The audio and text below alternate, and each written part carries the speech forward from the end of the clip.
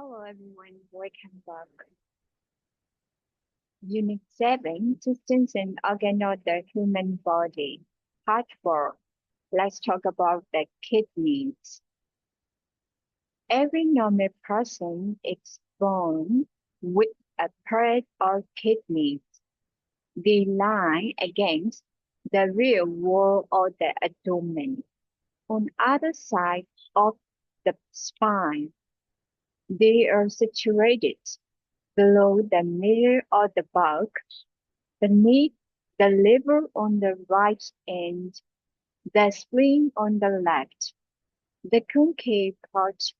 of each kidney is attached to two crucial blood vessels,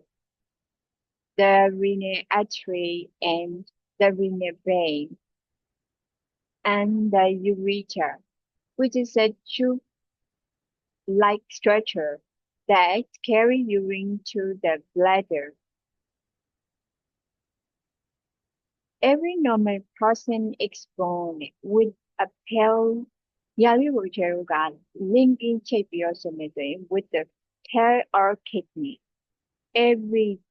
normal person, တာမန်လူ like normal ဆိုတာတာမန် person ပုဂ္ဂိုလ် every ဆိုတာတာမန်လူတိုင်းဟာ is born မူဖွားတယ် with a pair or kidney ကျောက်ကပ်တစ်စုံနဲ့ဝိဖွားတာမန်လူတိုင်းဟာပေါ့နော်ကျောက်ကပ်တစ်စုံနဲ့တူမူဖွားလိုက်ကြတယ်နော်ကျောက်ကပ်တစ်စုံနဲ့မူဖွားတယ်မူဖွားတဲ့ချိန်ကကျောက်ကပ်တစ်စုံရှိတယ်ပေါ့ they lie against the rear wall of the abdomen နဲ့ဒီမှာသူကပြောထားတယ်ဒီနေရာမှာဒီရွေးရကြတော့ kidneys ဖြစ်သွားပြီเนาะ a pair of kidneys ဖြစ်သွားပြီသူတို့ကဘယ်လိုပုံစံနဲ့ရှိရလဲဆိုတော့တောက်တယ် abdomen ဆိုတာကကျတော့ဘာလို့ပြောရလဲဆိုတော့ one bite ပိုင်းကိုပြောတာပါเนาะ one bite ရဲ့သူကဘာ real world ဆိုတာအနောက်ဘက်နေရင်အဲ့ဆို one bite ရဲ့နောက်ဘက်ဆိုကြောဘက်ပေါ့ဟုတ်ကြเนาะ one bite ရဲ့နောက်ဘက်ကိုနောက်ဘက်မှာနောက်ကြောဘက်ပေါ့နော် one bite ထဲမှာရှိရဲ့ကြောဘက်ရဲ့နေရန်ကို against ဆိုတာကဒီမှာနှိခိုးထားမှာလေเนาะအဲ့ဒီကြောက်ကလေးကဒီမှာကြည့်လိုက်ရင်ပုံလေးရဲ့ဒီထက်ကြည့်လိုက်တစ်ချက်ပြီးနော်ဒီမှာကြည့်လိုက်နော်ပုံလေးရဲ့ဒီထက်ကြည့်လိုက်ဒီကြောက်ကလေးကဒီ kidney a pair of kidney က line ရှိရဲ့ cherry ပါလေ a real wall ကိုဆို against လောက်ထားတာမှီထားတာအရှိဘက်ဘိုက်ဖက်မဟုတ်ပဲနဲ့နောက်ဘက်ကြောဘက်လေးကိုကြောဘက်နေရာလေးကိုမှီထားပါလေလို့ဆိုပြောတယ် on other side of the spine နော် on other side of the spine ဆိုတာကပါလေ spine ဆိုတာကဒီကြောရိုးပြောတာကြောရိုးရဲ့နော်ကြောရိုးကရဲ့ကြောရိုးရဲ့တစ်ဖက်ချက်စီမှာရှိပါတယ်နော်ညာဘက်နဲ့ဘယ်ဘက်ဟုတ်တာပေါ့ကြောရိုးရဲ့ညာဘက်မှာလည်းရှိရဲ့ဘယ်ဘက်မှာလည်းရှိပါတယ် They are situated below the middle of the back back ဆိုတာကျတော့နောက်ကြောရဲ့ဒီနားလေးမှာလေဟုတ်တယ်အလေလောက်ဆိုတာရှိရနော် saturated below ဆိုတာအောက်နော်အောက်ဖက်ကြောရိုးရဲ့အလေနားလောက်မှာရှိပါတယ်နော် beneath the liver နော် beneath the liver ဒီမှာကျတော့ဒီပုံလေးထဲမှာဒီဟာလေးကိုပုံကြီးချဲ့ပြလို့ကြည့်လို့ရတယ်ဒီမှာ liver အသေးရဲ့ဟုတ်တာပေါ့အောက်မှာလေသူကတည်ရှိရအသေးရဲ့အောက်ကြီးမှာတည်ရှိပါတယ်လို့နော် the middle beneath the liver အသေးရဲ့အောက်ကြီးမှာလည်းတည်ရှိရ on the right နော်ဘယ်ဘက် sorry ညာဘက်ကြောက်ကက်လေးနော်ဒီမှာချက်ပြီးပြောမယ်ဒီညာဘက်ကြောက်ကက်လေးကအသေးရဲ့အောက်မှာရှိပါတယ်နော်ဒါဆိုဒီပုံလေးကြည့်လို့ရတယ်နော်ဒီမှာဒါလေးကအသေးဒါလေးကညာဘက်ကြောက်ကက်ညာဘက်ကြောက်ကက်လေးကအသေးရဲ့အောက်မှာရှိပါတယ် and the spleen on the left နော်ဘယ်ဘက်ကြောက်ကက်လေးရတယ်တရက်ရွက်နော်တရက်ရွက်ရဲ့အောက်လေးမှာရှိပါတယ်ဒီကနော်ဒီမှာသူပြောထားတာ beneath ဆိုတာကအောက်ကိုပြောတာပါ the liver on the right နော်ဒီကြောက်ကက်ကလေးကအသေးရဲ့ကြောက်ကက်ရဲ့ဘယ်ညာဘက်လေးကအသေးရဲ့အောက်မှာရှိပြီးတော့ဘယ်ဘက်ကြောက်ကလေးရလဲတရက်ရွက်ရဲ့အောက်လေးမှာရှိတာပဲနော် the concave part of each kidney is attached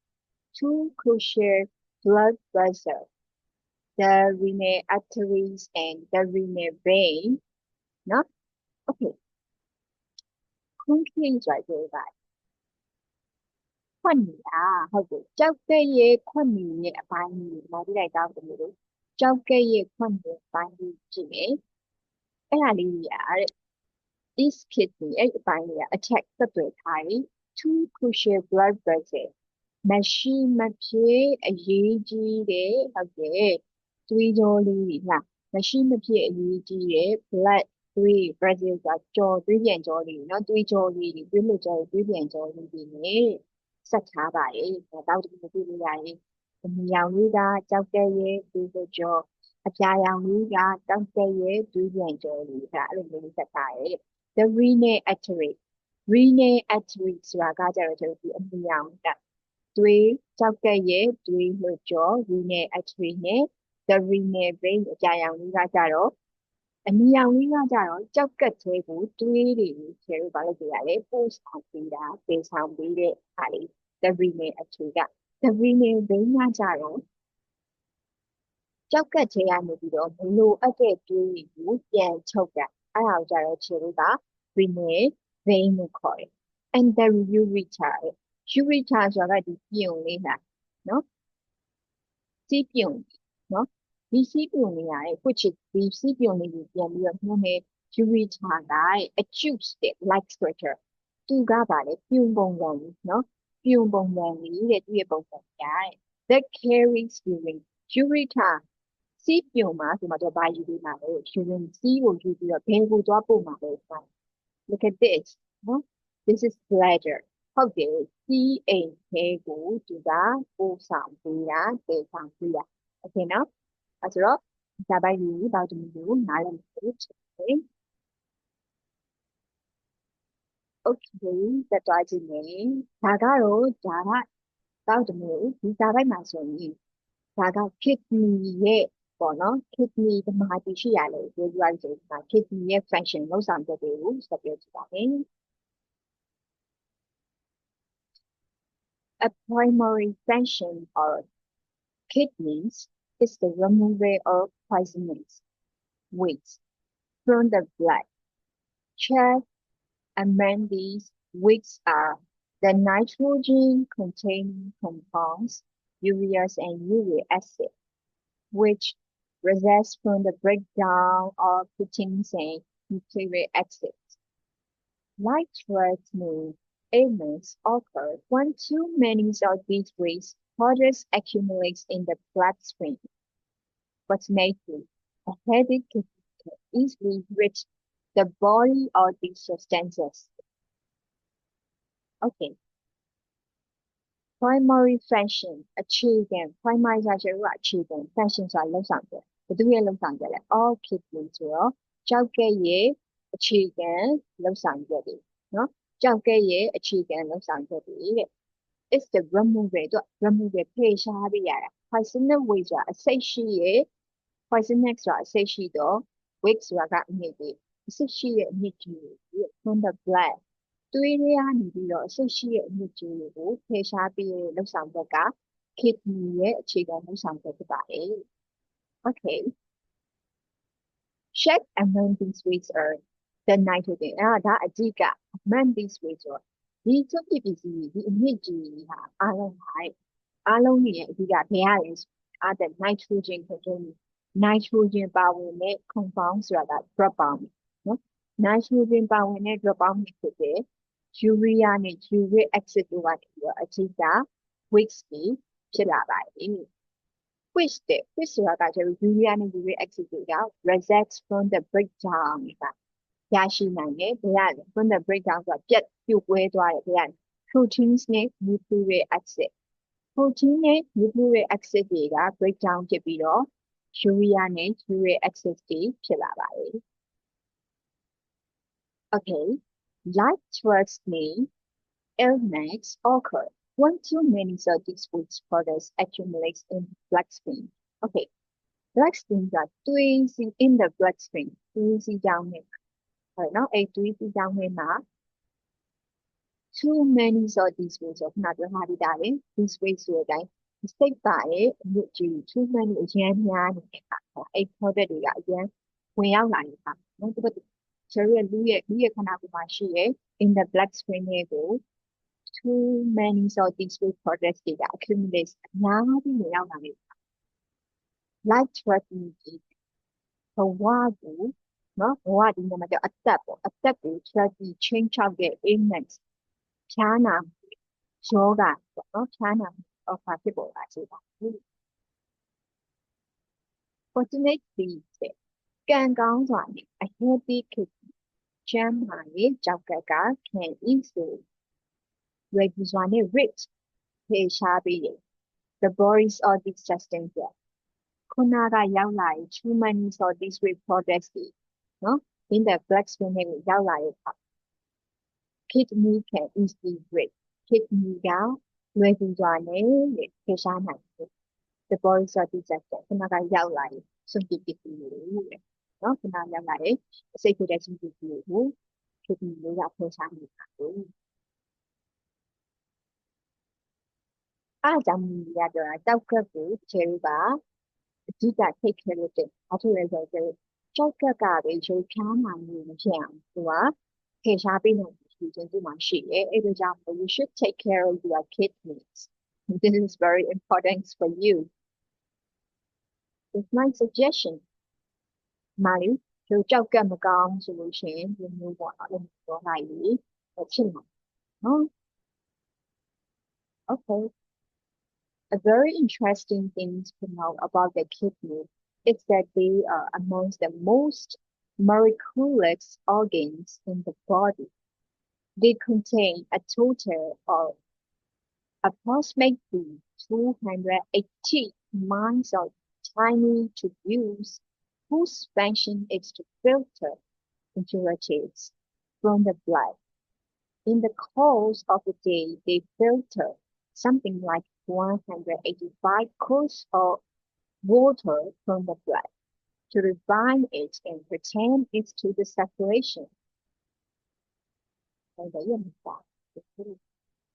The waste products they picked are concentrated in the daily 3 pints of urine. Okay, a very interesting picture. A long, very good, interesting. And don't say we have yeah, today. No, a very interesting thing. To know it, about the kidney but the people is that biology. They are among the most miraculous organs. A kidney say hi. A sham to die in that say time today. To die Sunday in that say time today in the body that will my share. Young to die, young our way in that say time today. No. They contain a total of approximately 289 of tiny tubules. No, any typically minds tiny alone thing, no, the quality, no, tubules about it. You want it, 另外是谁看到是有变化的是的，然后就是这个里所以 whose function any tiny juice beauty 大文呀 is to filter filter one impurity 液质 from the blood နော်တွေးရနေပြီးတော့အညစ်အကြေးကိုစွန့်ထုတ်ရမယ့်တာဝန်ကိုခုနက tiny juice beauty ကလုပ်ဆောင်ပါလေ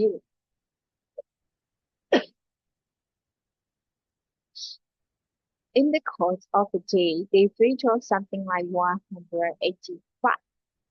cups of water from the blood, or in the course of the day,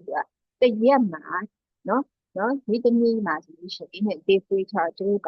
the tone, the yashisang, koshi, the he, what not, he, the Janet, the yashisang, koshi, Janet ကတရားစီရင်ဟာကိုလောက်ရှိရဲပေါ့နော်အရှိကြီးကိုသူတို့ဘာဖြစ်နိုင်လဲကျွေးရနေပြီးတော့စစ်ထုတ်ပေးနိုင်တယ် purify in တန့်စင်ပေးနိုင်တယ် and return it ပြီးတော့လေဒီမှာပါတန့်သွားပြီဆိုရင် through the circulation ဟုတ်တယ် နော်ဒီလေပတ်မှုအဖွဲ့အစည်းကိုသူကဘာဖြစ်လဲပြန်ပို့ပေးတာလေရချမ်းပြန်ပို့ပေးလေနော် the waste products တဲ့အဲ့ဒီအညစ်အကြေးတွေက they pick it အဲ့ဒီအညစ်အကြေးကိုသူကဘာလုပ်နိုင်တာလဲဟုတ်တယ်သူတို့ဖယ်လဲဖယ်ရှားပေးနိုင်concentrated in the daily 3 parts of urine နော်စီးထဲကနေပြီးတော့ဒီအညစ်အကြေးကိုသူတို့ပါတယ်ဟုတ်တယ်ပြန်လဲထုတ်ပေးနိုင်တယ်တန့်လဲတန့်စင်ပေးနိုင်တယ်တစ်ရက်မှာ3 ပိုင်းတော့နော်စီးထဲမှာရှိတဲ့ဒီအညစ်အကြေးကိုသူကလည်းပြန်ပြီးတော့ထုတ်ပြီးတော့တစ်ရက်မှာ3 ပိုင်းလောက်ထိပြီးသူတို့လုပ်ပေးနိုင်တယ်တဲ့သူတို့လုပ်ဆောင်တယ်နော်တော်တော်လေးလုပ်ဆောင်ပေးတော့ပါတယ်နောက်တစ်မျိုးကဒီ kidney နဲ့ပတ်သက်ပြီးတော့ urine ကတော့တောက်လို့ပြည့်ရတယ်နော်စီးပြောတာနော်စီးထဲမှာရှိတဲ့ဒီအညစ်အကြေးကိုလည်းဖယ်လဲဖယ်ရှားပေးတယ် concentrated နဲ့လုပ်ပေးတယ်နော်တစ်ရက်မှာဆိုရင်3 pints လောက်ထုတ်ပေးတယ်တောက်သမီးလို့5 liter ရဲ့ quart တို့က part